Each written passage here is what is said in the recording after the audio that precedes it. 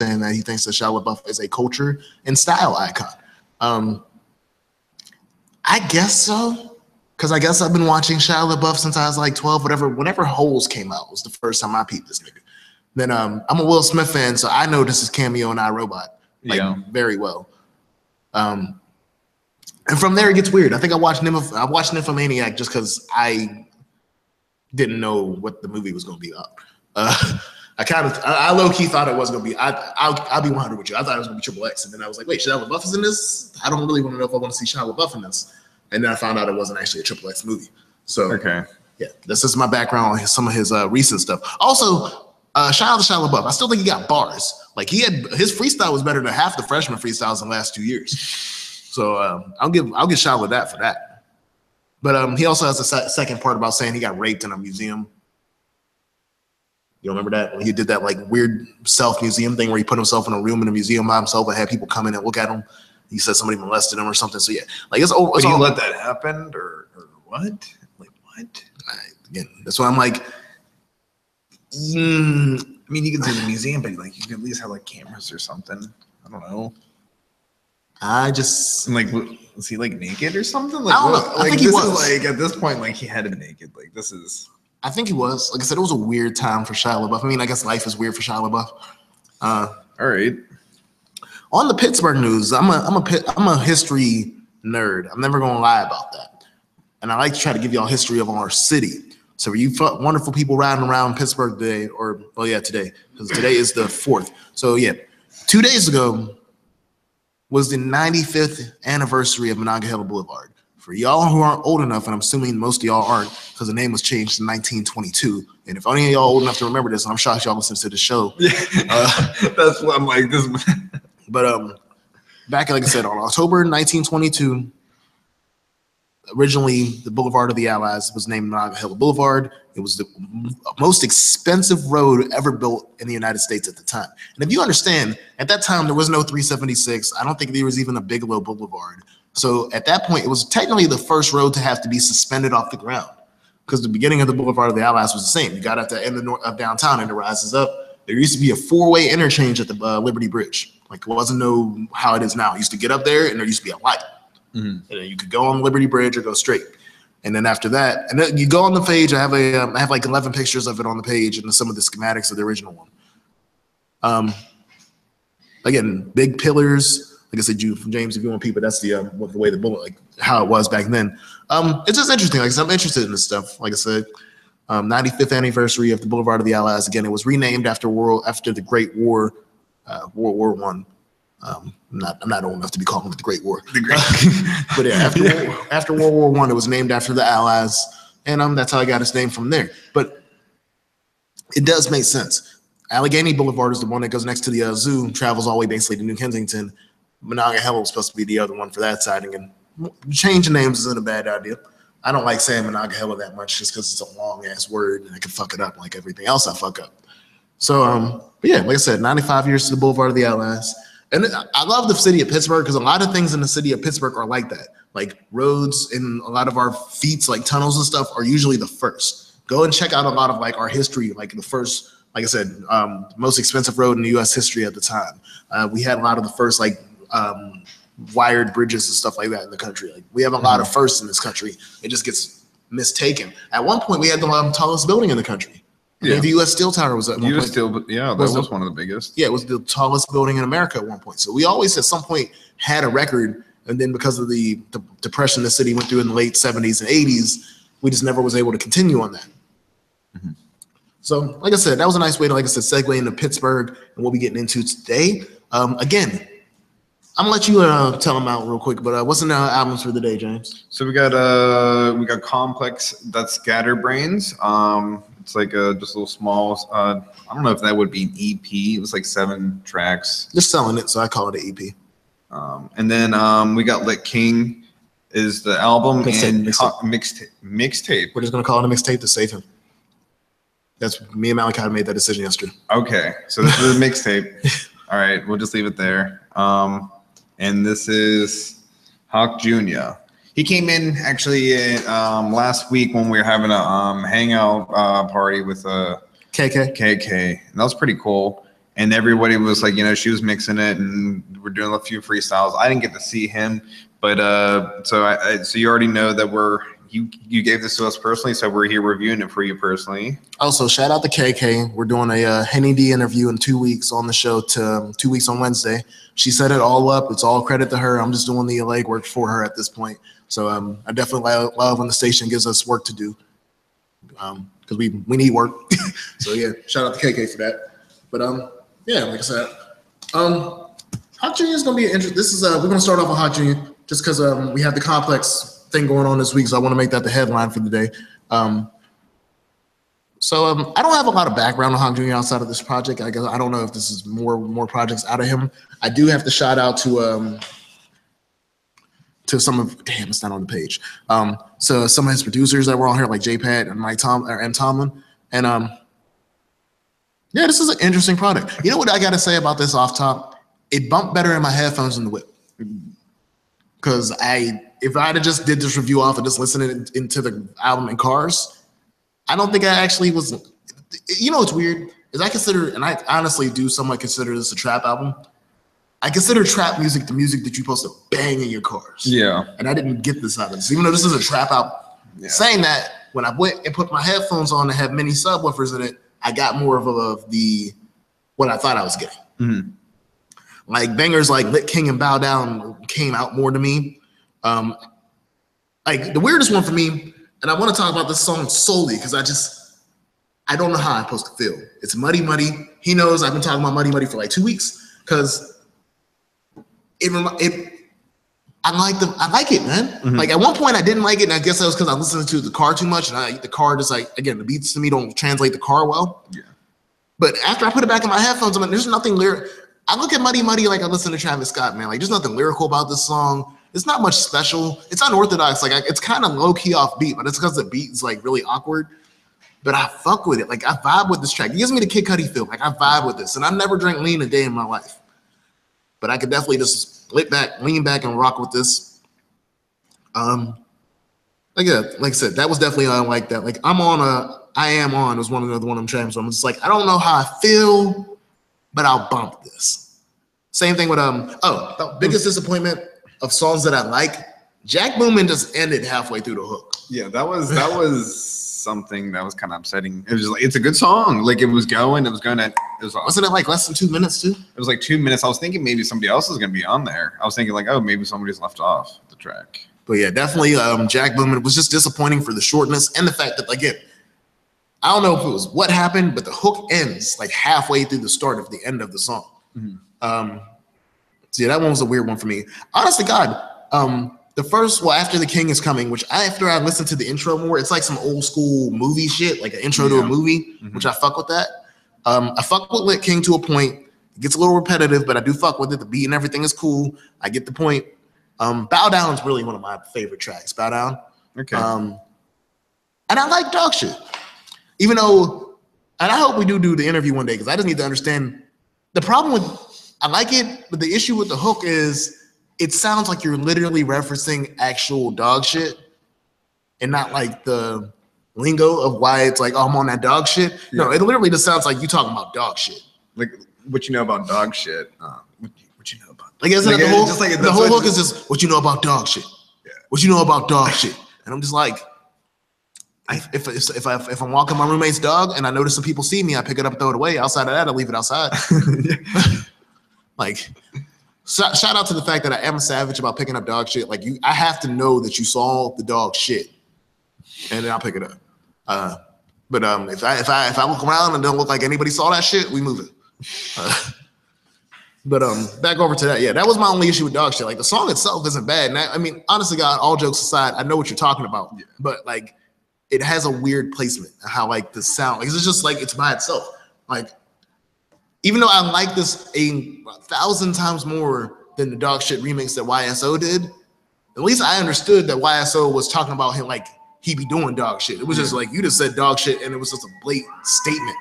Shout out to Hillman and Shady Side Medical Facilities for all their wonderful sounds and sound effects in the background. But this is where the album turns for me. Actually, let me give James his quick synopsis of how positive things he had about for. So I mean, it was cool. I kind of actually am on. I'm on that one. That one is like it was like he was featuring himself. Yes. So like it sounded kind of like it was cool. I like that. I like whenever you do that. And then like I said, I was kind of disappointed about the whole just just a quick ending off of Jack Booming. But hold up with Pretty Chrissy. That was a pretty good one. And she's like she like it's like a duo, if you want to call that. Like we'll do. That's just a feature. She just had the third verse. Was she on the hook? No. It was just he went his and then she did hers. She didn't have any like ad libs on the hook or anything. No. Okay. No. Like Pretty Chrissy got me to the point that I want to find a project. Like Pretty Chrissy is dope. Yeah. That actually might have been honest to God. And I fuck with Hawk Junya. What's up? Okay. All right. I was just getting some information from the back for y'all who wonder why this stopped. But yeah, Pretty Chrissy. I mean, and this is no knock to Hawk Junya because I like there's parts of this project that shine. Her verse is the best verse on the whole project. And he has other dudes featured on this project. Like this is like early Nicki to me, like when Nicki was murdering everybody on her verses before she decided to think she could sing. That's what I got out of Pretty Chrissy out this. Like she murdered that track. And she's like, shout out to Loyal. Shout out to A-Town Mike. Shout out to Tuli Wab and Tom and 40 Water. There's one network. You could shout out Network, and we're gonna talk about that in a second. Right. There was a reason why he was the first feature, and there was a reason why I didn't say anything about him yet. So I understand that Hawk Junior's like go-to ad lib is hey, which is cool. Yeah. That song is not. You made an ad lib song. This is what I'm thinking. You just went ahead and be like, oh, I've been doing a bunch of these hey ad libs. Let's just go ahead and just make a song out of it. That wasn't a good idea. No, because you said it enough in Hold Up. You said it enough in a bunch of other songs. You said enough in the whole entire album. Like it's an entire album of you using the ad lib, which I can live with, just like I live with every other signature person's ad lib. Yeah. As soon as you want to make the song named after the ad lib, there's no. I don't know what like all the hook is hey, and you get that deep Migo voice going, which I'm not mad at because it's most of the albums like that. Even though I fuck with the songs more that don't have your Lit King. I would consider the Lit King persona or whatever, because the songs where you're just out here just spitting bars and saying what you got to say, I think Fully Loaded is like that. Yeah, those are the tracks where I'm like, okay, I'm into this more. Even though, like I said, I do like the song, like some of the Muddy in the songs where you get that real gritty, deep voice going. I can tell that it's not something that's always needed with you. And I got that out of Hey. I definitely got that out of my Jug. I'm so sick of my Jug. I can't even stun on that. Like, I mean, I'm sorry, bro. Like, it's one of them ones where I'm just like, I'm not listening to that ever again. I can't. No, really can't. Same thing with 100K. 100K, I can't do that. I can't like honestly. I mean, and that was the thing about the CD. When I sat down and bumped it solely front to back, I started figuring out I actually kind of like Lit King. Bow Down ain't that bad. Dog Shit's cool. I'm just gonna name off all the songs. Bad Influences is okay. I'm not gonna say that's great. Jack Booming, like I said, Jack Booming, if it would have just been able to finish, it would have been cool. Hold Up is dope. Muddy, I fuck with Muddy on a zone out trippy scale. Like I said, I would say that's like my hippie side. My hippie side likes Muddy. Like I said, there's nothing lyrical about Muddy. There's nothing wordplay about Muddy. It's Muddy. And it's my only way of describing it is that way. Like I said, I am on Slay Something. I wasn't huge on Slay Something. How did you feel about Slay Something? It was all right. It was cool. To me, Slay Something was more like a filler track. It wasn't, and honestly, Hold Up would probably be a filler track to me, but Pretty Chrissy murders that shit. Like, she needs so much credit for how good Hold Up was, because that song was her to me. On the other side, I don't see what the fuck Network did to help you out on Hey. I don't get it at all. Like I said, I want to do the interview because outside of propping you up on the songs like Muddy, which I'm like, I'm hypnotized by that. I needed to just know which mine was at with the Hey and my Jug, which I could have told you now. I reviewed the album like 2 years ago with the song called My Jug on it, and it was still. I'm not into the lingo of My Jug. I understand what it means now because I didn't know what it meant back then. I still don't care. And again, 100K is just. You know what gets me about 100K? I don't like the song. And 100K is not that much money. No. And this is coming from somebody who might have earned 100K in his lifetime now. Yeah, just recently. Like, and I'm still like, I'm not. It's just not something that's impressive to me. We're gonna talk about the elephant in the room.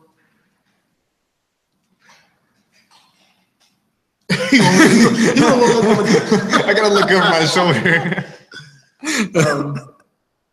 So we've avoided talking about track 15 just because it's a he gonna pan up. Show. Yeah, this nigga panned up. So this is the other reason why I definitely need to speak to Hawk Jr.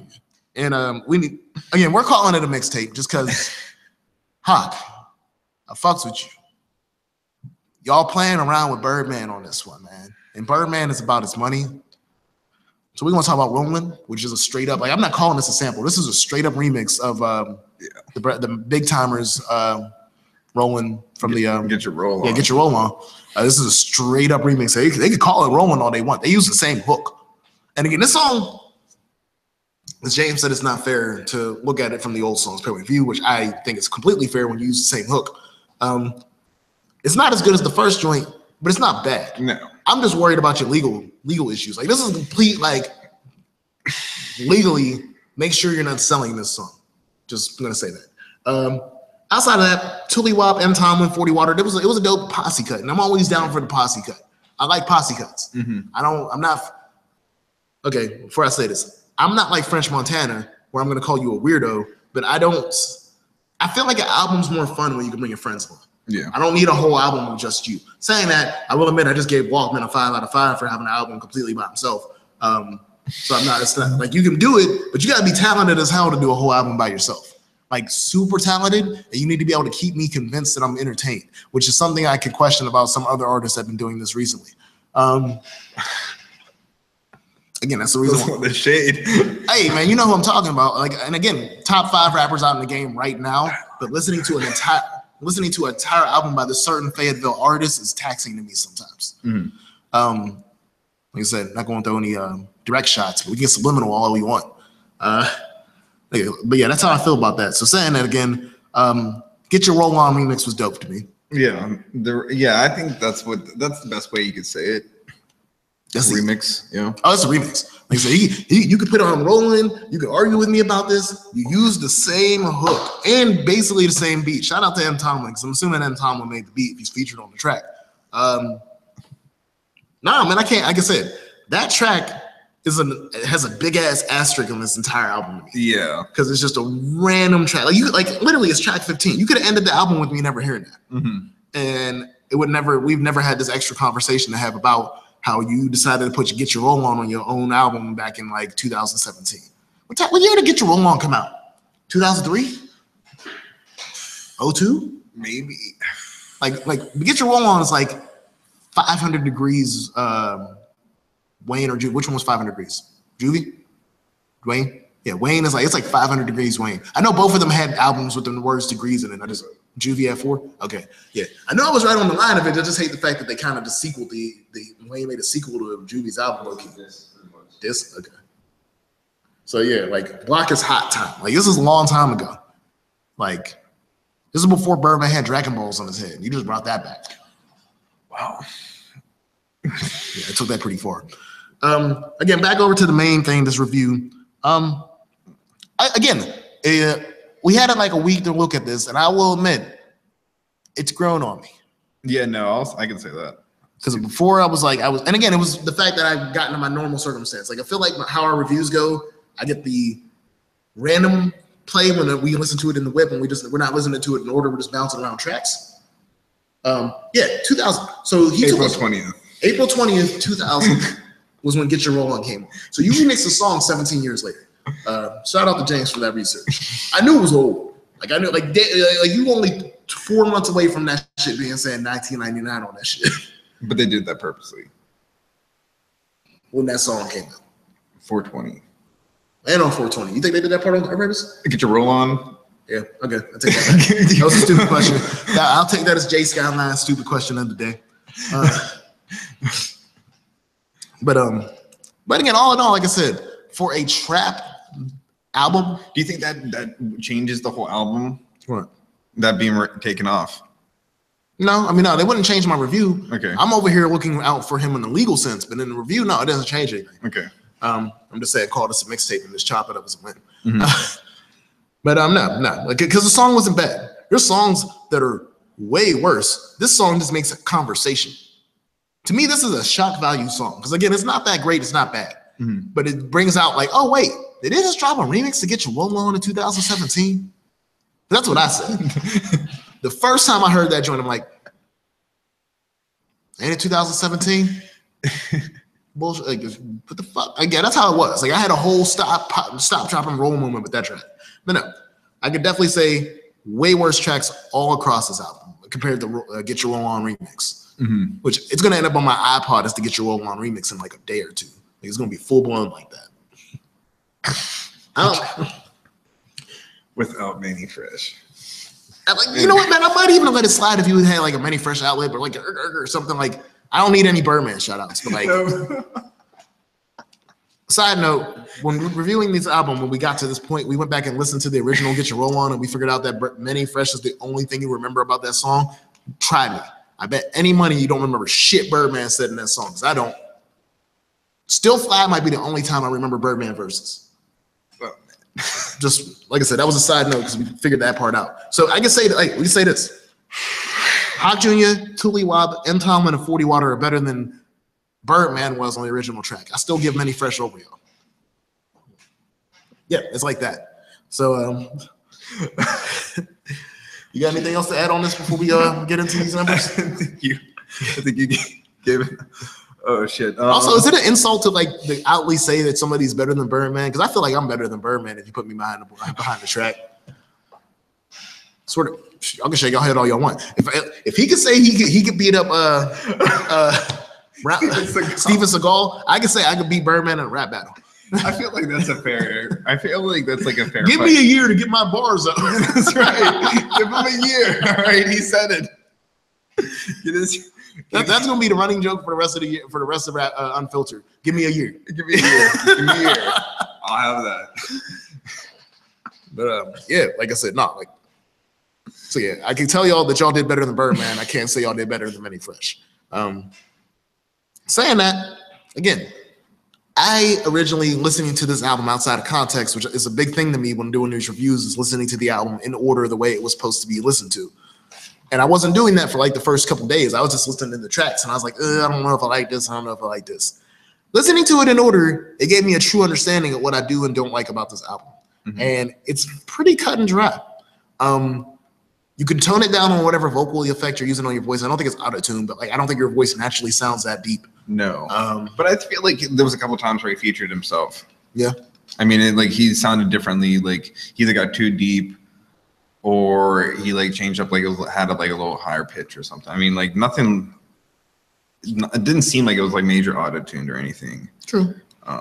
But maybe like the other one, like the one, what was it, the I'm On, that was like the, like it seemed like it was just like it sounded like a recording type deal, like a different like distortedness. Okay. So I mean, like he has the ability to do it. I don't know. I think he needed to lay off the ad-libs. Definitely. Like just the ad-libs are cool. I mean, it's just like you should never made a song with ad-libs about it or just about ad-libs. Like that. Oh yeah, no, hey is unacceptable. But you can do that. I feel like you just need to lay off of it. Like you shouldn't be every single bar shouldn't have an ad-lib. Like I feel like maybe every other one, like you can spread them out. I'm gonna piggyback off of something I've heard Malachi say like 5 times since we started the show over. It's attention span. Okay. It's the idea like the people don't. There's no time where you can't hear something through the beat because sometimes you can let the beat ride. Like I think Wayne said it the best. Let the beat ride, man. Just let that beat build. Like you just beat the beat can be listened to for 30 seconds without any words. Yeah. But yeah, hey is definitely one of those where I'm just like, hey man, hey, don't do that. Don't do that again. No. Just stop. Like the problem with it is we knew it was the ad-lib. Like as soon as you get to track 5 and it's like, hey, I'm like, shit, I just heard this nigga say that. The first 3 songs, and it was just the ad-lib. What do you have to say about hey in a full song form? And then I feel like, hold up, like they were all saying like, hey. Even Chrissy was. Yeah. And she did that too. I mean, it was all right, but I felt like, oh, was this a remix to your this song that you just like I just listened to? Like, you know, like I don't know. I'm not trying to like. I think that's just too much. That's all. I think I could like. Network wasn't that great. I'm not saying like he was amazing. It wasn't even his part of the song wasn't even like a part to me. It wasn't even memorable. It wasn't anything. Like at least with every other person's feature, even Loyal to a point, I get their presence. Even A-Town Mike, I get the presence of the other artists on the tracks. Which with this, I'm just like, everybody could have been the same. Yeah, it's just.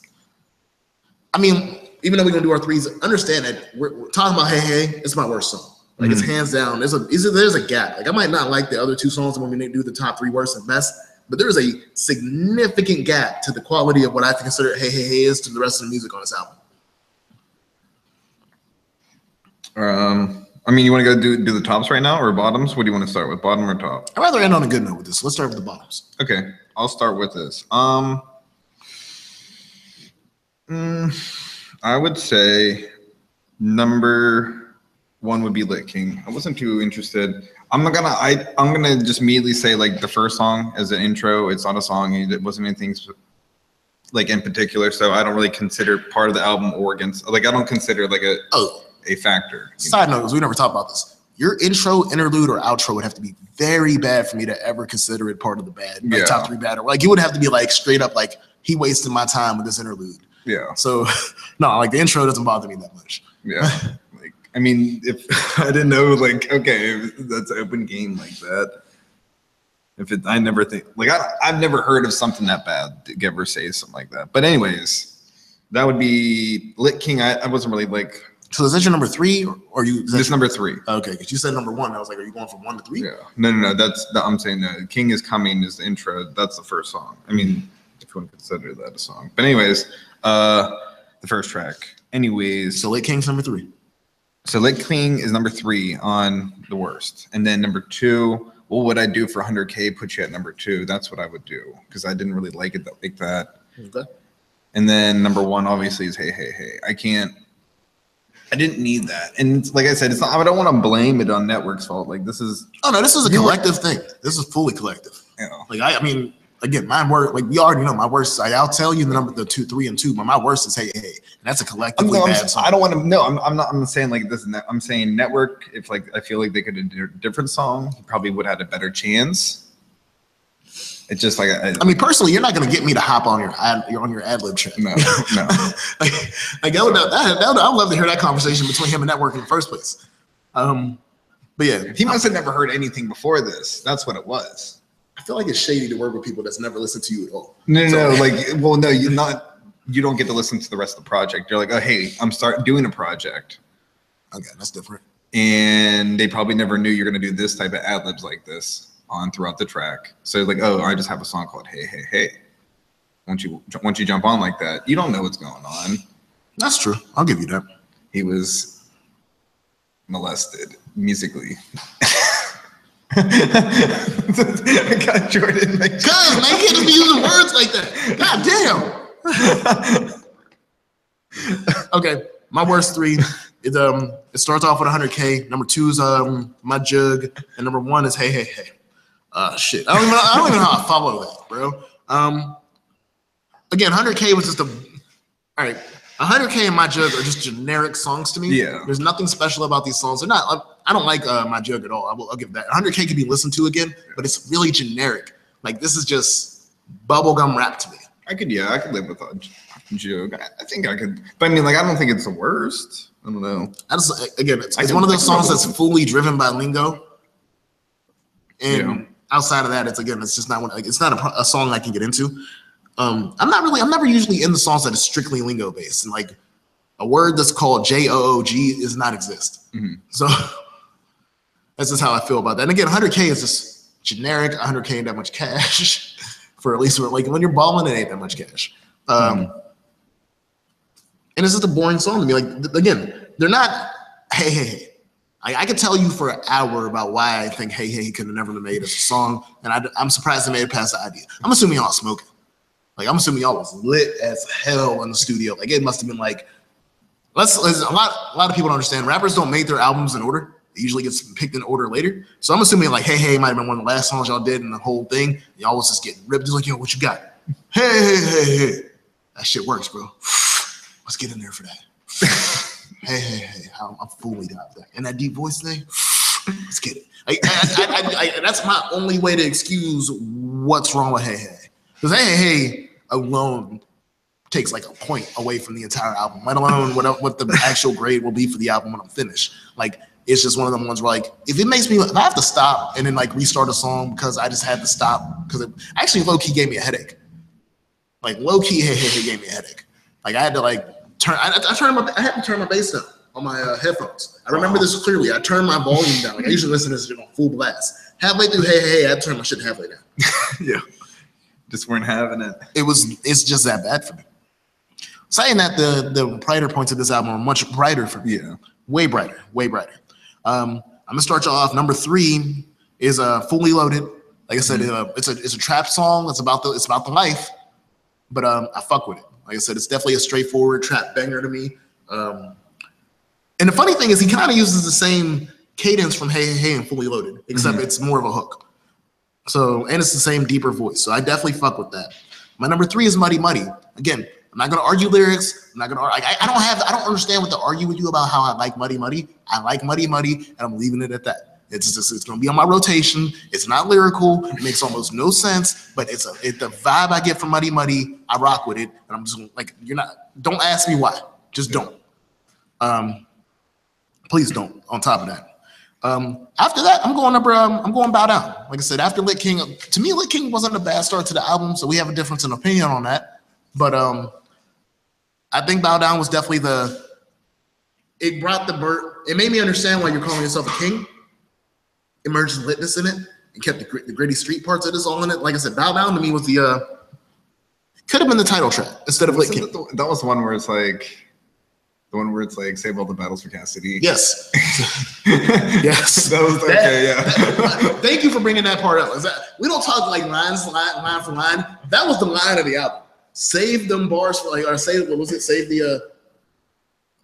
battles for Cassidy. Yeah, save the battles for Cassidy. When he said that shit, I had to rewind that like 3 times. I'm like, yo, that was really dope. It's like, I was like, say the battles for Cassidy. I'm like, all right, like, I hope Cassidy never hears that because he won't battle you. But like, in the terms of your song, that shit was pretty fly. I'm not even gonna stunt. Yeah, thank you for reminding me that, because I was like, what was I was in my mind trying to be like, wasn't that the Bow Down's the joint where he low-key snapped on every bar? Like, Bow Down is what I wish the entire album was like. Because I'm like, you have bars, dude, but you like to fall back on the sound effects and like the waviness of your tracks, which I can, like I said, Muddy Muddy, I rock with that, but you might take it too far sometimes with like 100K and some other tracks like that. And but again, to me, if we had to do this review after one day listening to your album, I would not have given you this number that I'm about to give you. But after sitting down and studying your project like I do every project, it came up on me. And again, this is not a traditional rap album to me. When I say traditional, I'm talking about like MCs like Nas, Jay-Z. This is new age. And everybody knows I'm not a big new age fan. It's like the worst to me. Okay. You want to give them your top 3? Yeah. So I'd probably say, let's see.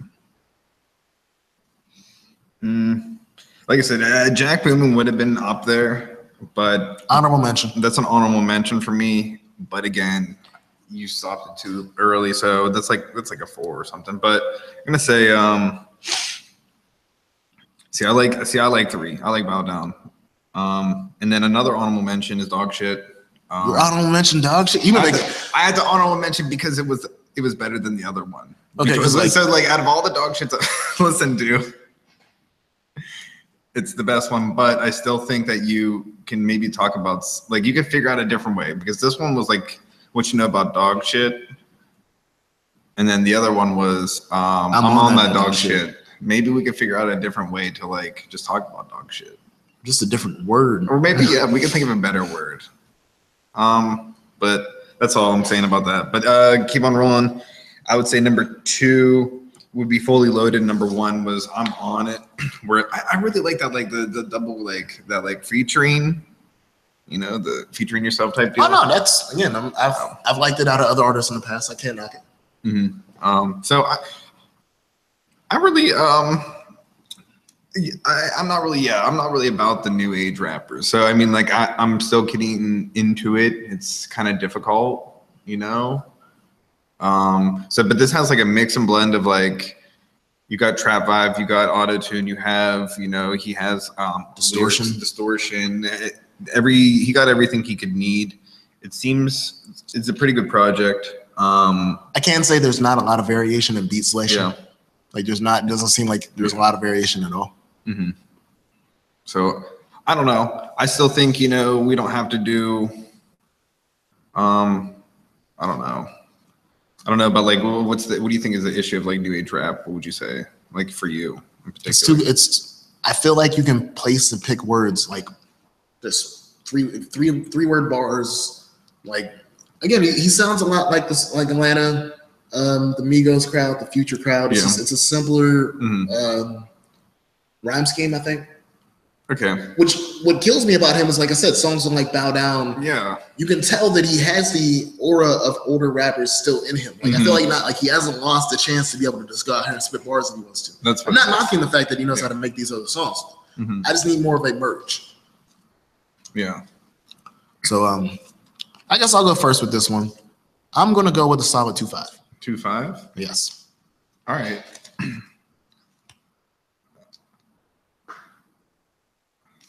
I could probably go with that. I'm gonna put an asterisk there, only because of the song. You're gonna asterisk this because of Rolling? Because like, well, do you think I should? No, because it doesn't. Like I said, it doesn't. This is the project you wanted to make. It is, again, that song ain't bad. Again, no, whatever happens to him with that song will be something that happens in the future, not with us. That's why I'm saying this is a mixtape. Now, if anybody else says differently, that's on them. Yeah, that's on them. This is a mixtape. You know, I think I can go with the 2.5 because, you know, it wasn't that terrible. I haven't had an opportunity to listen to anything bad. Maybe. Again, if I had just took this off my car review, it would have got ugly. Yeah. Like I honest to God, after like 2-3 days of just banging like the song on bringing the album random in the car. I was not about anything I listened to outside of like Muddy and 2 other tracks. Then I sat down and studied it, and I'm like, no. Out of the new sound, it doesn't sound sucker. It's not suspect because I'm sick of listening to a bunch of suspect rappers. I mean, like I said, it's a voice that I'm gonna get used to. It's not bad. It's not whiny. Yeah. Like it's just really deep. And it's like, again, it's just hard I need to see a live performance. I just need to see if your voice is that deep performing live. That's he got a pretty like deep talking voice. To him, like I didn't talk to him long, and I'm not saying we got into like an in-depth conversation, but his voice just wasn't that deep.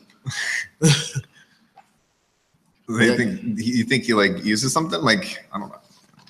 Probably, and I'm not knocking it. Just like as deep as his voice was in some of these songs, it's just like it's like the opposite of autotune, which I guess I'll give him kudos for the uniqueness because like anybody else would have did them hooks and it would have been auto-tuned. He decided to go left and get real deep. So again, this is Hawk Junya, Lit King. Yeah. Birdhouse Engineering presents. I forgot to say that because it's definitely on the top of the fucking album. I like to give everybody a shout out they deserve, man.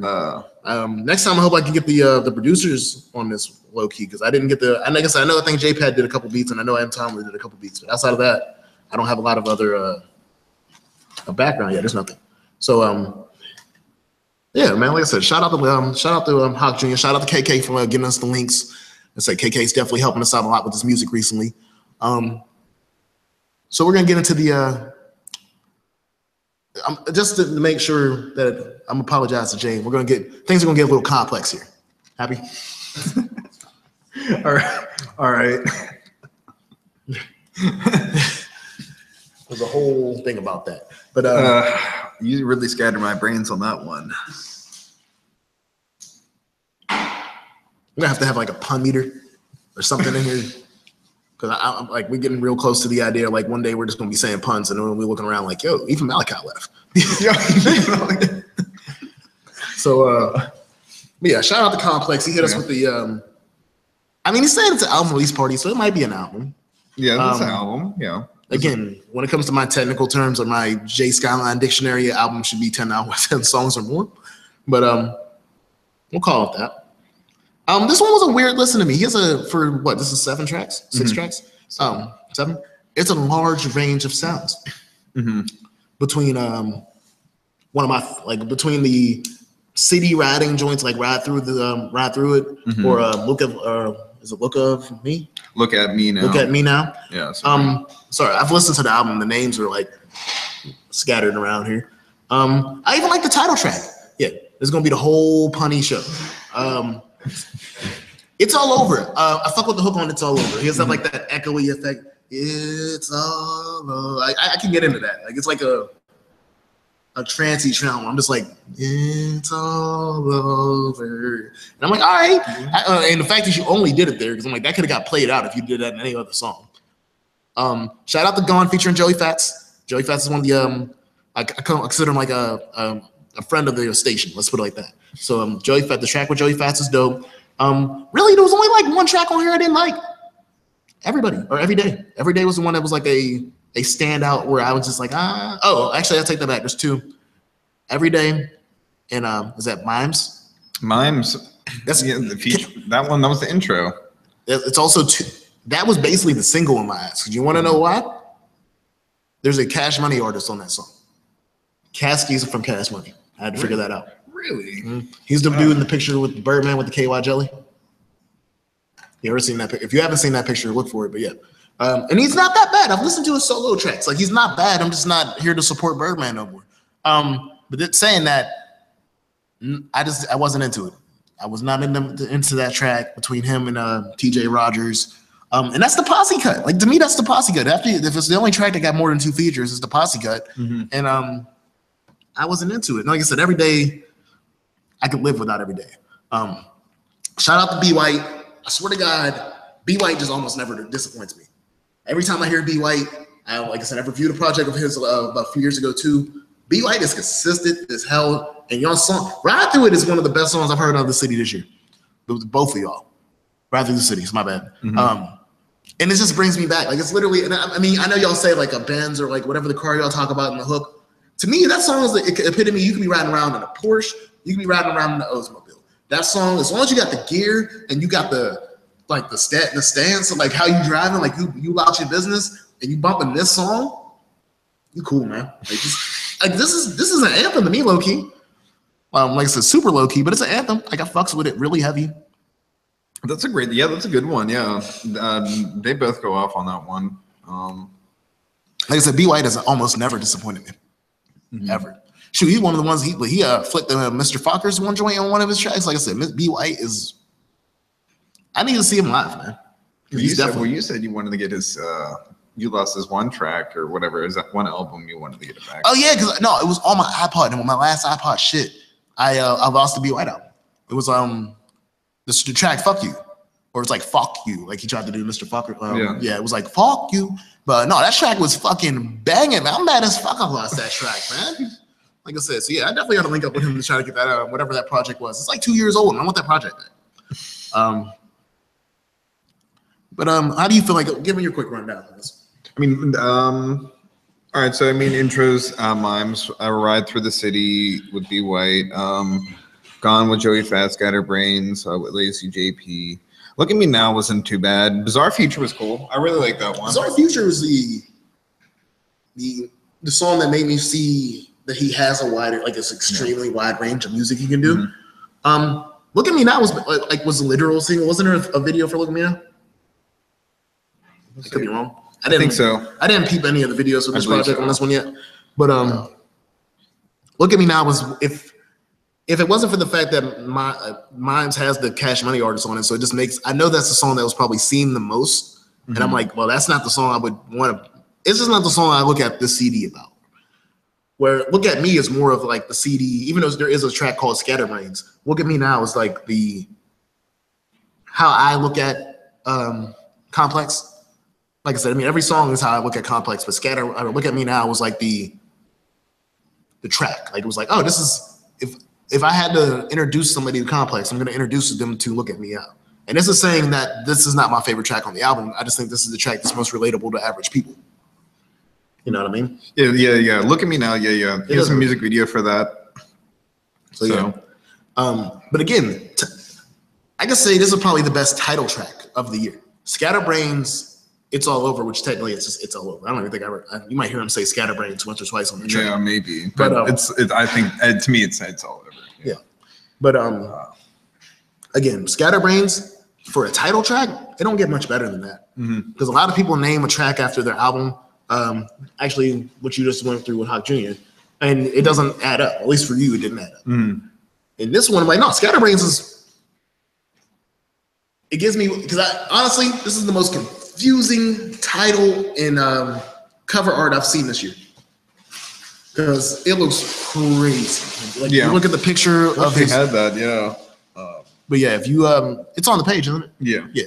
Go on the page and check it out. But yeah, it's one of the craziest cover arts we got. And it comes together with that song Scatterbrain. Like I said, it's not like a crazy song because like it has this melodic hook. It's not like boombastic or over the top, but it lets you know that he's a scatterbrain. I could definitely say. I could definitely say that. You want to rap about Gone a little bit? Tell them about how him and Joey Fats did together on that track. Yeah, Gone was a good one. That was a pretty good one. Yeah. Yeah, you could talk about it. Like I said, Gone was a dope. It's nice to hear Joey because I haven't had a chance to listen to Joey in a couple years. He held his own because in this case, to me, at least from my personal viewing, it's all about how you look at perspective. Joey Fats is the senior member of this album. I've listened to Joey the most. He's been in the city circulating the longest out of anybody I've listened to on this album. And I just hyped up B. White for a couple minutes because I'm a huge B. White fan. Saying that, it's a good mix. Like the thing about Gone is when I listened to Ride Through the City and Gone, I listened to the track as, oh, this is gonna be a dope track. And hopefully you don't get ate by B. White or Joey Fats. He doesn't get ate by Joey Fats. I'm still to judge on if B. White murdered him on his track on Ride Through the City. I love the track, but this is B. White's one of them dudes. You gotta come up with bars if you're gonna have B. White on your track. And he did. I'm not saying he didn't, but like B. White don't play. And I learned that from the review the first time. If you got a track with B. White, he is not here to be embarrassed. Neither is Joey, but Joey will play. Like Joey's has gotten close enough to the industry that he knows that if he's featured on the track, he's just supposed to be featured on the track. B. White's still in that era where like you want these bars, you're gonna get these bars. Now, it might be your song, but I'm giving you these bars like it's my song. And that's what I got from B. White. That's right. It's all about etiquette. Like people don't like. There's etiquette to being a feature artist. There's like I think Malachi would be more equipped to tell you all about that. But there's etiquette to being the feature artist and understanding that this is not your song. And sometimes and that might be the one drawback to B. White. And if you get a feature, is he might not have that full understanding sometimes. But no, like I said, shout out to Ko Jackson again. Even though I'm not a big everyday fan, it wasn't like it's just it's an average song to me. He still had a decent feature on that track. It wasn't bad. Everyday wasn't too bad. I think at the end, I think it was like a double. Then he starts listening to like a switch up at the end of that song. I think so. But that wasn't too bad. It was just kind of quick, and I don't know. I do expect. I don't know. Is that really asking a lot? Be asking for a 10 track or no. The reason I'm not mad because I can look at this as an EP, and some people do like this is 2017, and this isn't like XX gets knocked out where it's just like it's a 5-track album with like a minute 10 songs. These are full 3-4 minute tracks each way through. He just wanted to give a sample. I consider this like anytime you give me something that's less than 9 or 8, I consider it a sample. Yeah. And I got a true sample of Komplex. I'm honestly confused on how there's gonna be the release party, which we will be in the building. Shout out to Charles Slum on hooking us up with that. We'll be doing the behind the scenes stuff on that. But yeah, we'll be in the building for that for sure. So yeah, no, but yeah, this is like it's gonna be interesting to see a release party for 7 tracks. Yeah. I will say that for the most, that it will be interesting. And the thing is, Caskey's not coming. Maybe PJ might be there. Joey Fats is on the bill. Joey Fats is there. Yeah, no, Joey Fats is there on the bill. But I don't think B. White would be there. You don't probably need Lazy JP because he's on the hook, I believe. Yeah, there's gonna throw the hook over that. And then I mean, like you can get about it. Hey man, I hope B. White's here because again, I need the album back. Like Malachi, I don't think you heard me say this when you was out of the room when I said this. I need that B. White album we reviewed back the original Rap Journey. The one that has like the one that has "fuck you" on it. Yeah, I need that back. I lost it when I had it all on the iPod. When the iPod went to shit, I lost it. So but no, just like we said, after you get when we do EPs, we only give you one good, one bad. I'm not trying to. If I do 3 good and 3 bad, there's only gonna be one song that's out of the loop. It's like that one just wasn't good, but it wasn't bad. So it's like, yeah, you're miscellaneous. You're in purgatory. You're just like you didn't go to heaven, you ain't go to hell. You went to purgatory. So yeah, I'm not that like we unfiltered and we cutthroat over here. I ain't that cutthroat, and I don't have that much bad to say.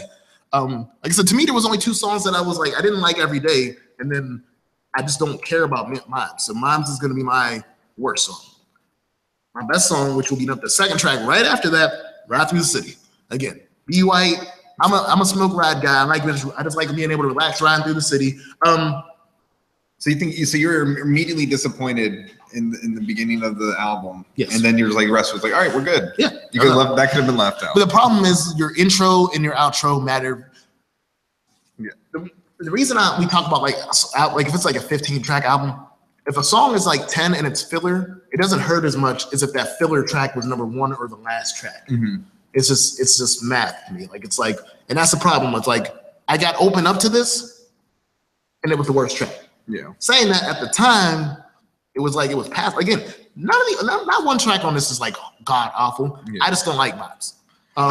I will say personally, I don't hate it. But I don't. But I do. I mean, I don't. In some end up worse. I'll say that I do like it enough. I respect it for an intro. It does give you a little bit intro to Scatterbrains. I kind of wish the Scatterbrains was just the intro. Scatterbrains was it? Well, that would have been cool. I think if Scatterbrains the song was the intro, I think this would have been way better. Because I would have like the thing is if Mimes was like 4 or 5, I might have been able to let it slide. No matter what, the Mimes itself would have knocked it off the pedestal being the first EP to get 5. Mm-hmm. So that was not going to happen regardless. And every day, like I said, drop that off too. But yeah, Ride Through the City. I hope they make a video for that. Hey man, I volunteered to be an extra in the video. Y'all make a video for Ride Through the City. You volunteered for an extra. You just getting yourself in there. Yeah, I definitely. Because it's that dope of a track. That and Scatterbrains. Like I said, Scatterbrains. Look at Me Now again. Look at Me Now is not my favorite track, but it gives me you. The way I think it should. Scatterbrains gives me you, but it's like an extreme. Like it's definitely it's all over when I'm sober. Like I don't even know how to take that. I hope I rap with you about that one day because it's like to me it's like you're so high that shit don't matter, and as soon as you become sober, it's time to kick some ass. Like that's what it sounds like. Like it's all over until I'm sober, or when I get sober. And it's like so, what's that mean? Like it's all over when I'm sober. That's something I thought about a lot when I listened to that hook. Because I'm like, what happens when he's sober? Like it's like, do you need to stay fucked up to make sure that something bad doesn't happen when you're sober? Like it's a legitimate question because it's an interesting hook. Like I said, I fuck with that song, but I need to know what happens when it's over. Like what happens when you're sober and it's over. Well, this also proves to you all that I'm out here listening to these albums and thinking about this shit really heavily.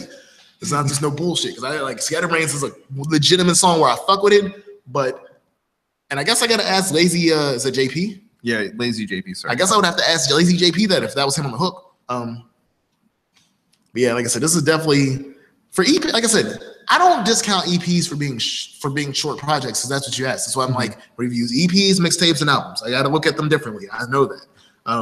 Like I said, I look at an album and say, hey, this is supposed to be your masterpiece. Mixtape was like, we can have a little fun with this. The EP is still supposed to be like a masterpiece, but it's supposed to be a miniature masterpiece. Saying that, I mean, I'll give you my best and worst real quick. Again, y'all know my worst is Mimes, my best is Ride Through the City. Where are you going with this? You know, it's like I said, nothing was awful. To the to really pick it's hard to pick like just one, just to say like that was the worst one. So I would say Every Day. Maybe yours. That would mine. If Mimes, I wasn't too crazy about it. Oh yeah, if Mimes wasn't mine worst, that would have been it.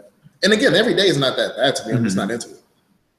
And then I like Scatterbrains. I do really like that. I do like Ride Through the City too. So that's kind of like a hard top 2 like that. Oh, that was my argument. Like those were my 2. Like I said, Gone's cool. Bizarre Future is unique. These are all good songs. It's kind of hard. I'm sorry. I mean, we gotta keep on talking, but take your time. Yeah, Skatter. We'll get Skatter. I think I could put that as my favorite top song. Scatterbrains. Yeah. And you said Every Day was your worst? Yeah. So basically you took basically we flipped. Like my number one was his number two, and then his number two was my number one. Yeah. And same thing with the bad tracks. Like last couple weeks we've been like butting heads on what we think is good and bad, like some of these reviews. So this one is a little bit even. Mm-hmm. You want to give your number first since I gave my number first last time? Yeah, that's cool. So this was for an EP, and for what I got out of this, I would say this was like a 3.5. Okay. I liked it. I'm very excited and I can't wait. I'm always about music. So, I could be, and then I'm going to go ahead and judge what your how you are going to be Sunday, So, I mean, not only am I going to judge you when everybody else is jumping around dancing, you see the two dudes in the crowd just sitting there staring. They're not listening to music. Like they're literally studying what I'm doing right now. Like this is uncomfortable. So yeah, that's what it's gonna be like. No, but no, I definitely want to see how you are gonna, play out for Sunday. Even everyone, I don't want to just be like, oh, just you. Charlie Slum's up there. You can see Joey Fats up there. Camp Viola is gonna be there too, who we interviewed. Camp Viola is gonna be there. I'm pretty sure. That was new news to me. I knew Walkman was gonna be there. I thought, Walkman. Maybe I think it was Joey Fats. Maybe. Okay. Let me double check. I think Viola might be there. All right, well, he's double checking. I'm gonna give y'all my number. I'm gonna give it a 4. It's a solid 4. Mm-hmm. Again, like even with it's not like I said, it's a 4. It's a great project, and for how short it is, mine drops off a whole point to me.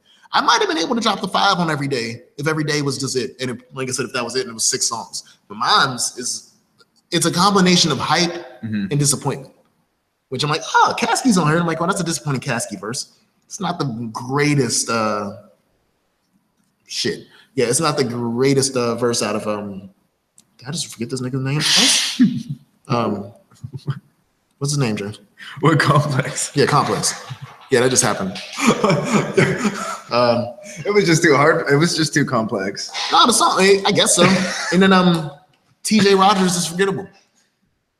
Which is why I forgot Komplex's name. Because I'm trying to get through everybody's name. And I'm like, why am I forgetting Komplex's name? And I'm looking at TJ Rogers, and that's the nigga I could forget. At least I know when Caskey came on in the first ended. TJ, I'm just like, there was somebody there. Oh, all right. But no, like I said, 4 out of 5. Definitely, probably one of the best EPs I'm gonna get out of this year. Oh yeah. And again, I'm looking for all these I'm looking for most of these features products later. It's like I said, B White, Joey, Co Jackson. Even if Lazy JP is part of Pittsburgh, I'd like to see some more stuff from him. For a 7-track EP, and I've never listened to you before. Yeah, I got more out of listening to your 7 tracks of getting to know who you are, more than some people that give me 18 tracks of bullshit. From this 7 tracks, I can go ahead in the future if I see more of you, maybe previous albums, because this is my first time ever listening to you. And I can tell from how you rap, and honestly, about your features. I would have to talk to Joey personally, but I don't think Joey's giving up verses to people that have their first albums. So so I know this isn't your first project. Yeah. But no. So yeah, Camp Viola is actually there. Cool. So that'd be cool. So we have everybody we pretty much reviewed, other than Joey Fats we haven't done. But I mean that's. And then Up Mosley and Charlie Massey, which if they got albums, we'll pretty much have everybody that is gonna be pretty there. Before we jump off of the rap Jerry side of this, I wanna update on something because of the Hawk Junya Pretty Chrissy verse.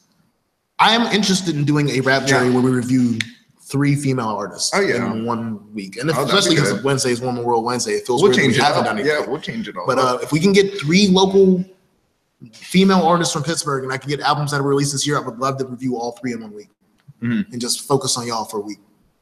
So I would definitely, I'm gonna have to rap with KK about that and a couple other people because I've only reviewed one album from a woman since I've been doing these shows anyway. And that was Kennedy Vaughn. That's the only time I ever reviewed a female's music, and I'm interested in it. It's not like I said, I'm not out here picking and choosing. Whatever comes, I review. That's just how it is. There's only one person that I think we have not reviewed because of somebody's gripes of reviewing them. And that's it. And it's not even somebody in the scene like that. Yeah. So. But we don't even have to talk about it. You have beef. Like, you need to get this out in the open. You have open beef with this man. It's not even, how can you have one whenever it's not real? See, that's the shade I'm talking about. Like, one day we're gonna have to have a sit-down conversation, like off the Unfiltered, and just have a video recorded deep voice session or something. Deep voice. We can because one day somebody's gonna be like, "Why didn't you review him?" I'm gonna tell them straight up, it's because of you. That's fine. That's fine. You tell them, but we still aren't doing it. This is like, if y'all ever watch Joe Budden shit, this is like if Joe Budden was like, "I'm not reviewing a Drake album," that's him. It's like when we find out who that person is that we aren't talking about, I'm just be like, just look at him as Joe Budden and the other person is Drake. And I'm just DJ Academic, like, well, I don't think it's that bad. I don't think it's that bad. And most times y'all look at this show, y'all probably look at me as the Button. In this case, it's him. Yeah. So yeah, no, I want to hear more from Pretty Chrissy. I think she's up there in top 4 songs up in there. I think she murdered him on the track. I agree. I just didn't vocalize it like that. But I think, like I said, I think she had the best verse in the entire album. And this is like over the first verse and Bowed Out. Like, her verse was just that intricate. And I guess because she's the only female voice, and she's like the only real voice that breaks up the sound in this album in general. Yeah. It's just like, oh, she got bars. Mm-hmm. She got bars. I got respect. And I want to hear more. Yeah. Not just one verse. About hearing guest features like this is somebody might bang out a guest feature. You don't have any clue what their 3-verse material is going to be. You don't have any clue if they can make a hook or not. Mm-hmm. So like, I hype her up all I want until I get that full project. I really don't know anything else outside the fact that you can drop a 16. Yeah. Which dropping a 16 ain't everything about this game. And like, a lot of people drop 16s and don't make it. Yeah. Which is how it is. Saying that, we're going to get back on the other side of rap. We're going to jump off of rap jury here pretty quickly. Get back over to this music for y'all on the radio side. Again, man, because I feel like this is really important on the rap jury pages, on the rap jury days. GM, WW Radio at GM, or damn, what's GM, WW Radio at gmail.com. If you want this music played, if you want this music reviewed, again, don't hit me on Facebook. Don't hit him on his IG. Let us know if you want the reviews and stuff on those pages. Not the reviews, the interviews on those pages. Yeah. But if you want this music played, I'm not the guy. I just work at the station. There's people behind the scenes putting the music up. I tell you, I'm literally a personality, not a DJ. I'm becoming an MC slowly, but I am not the person behind the boards playing y'all music. I don't make these choices anymore. I used to, I don't anymore. So I'm just letting y'all know that before y'all get hard-headed about it. And before we get off, Skyline 99 on IG and Twitter. And James_Lame on Instagram. We'll be right back on Unfiltered. We give it to you straight all the time.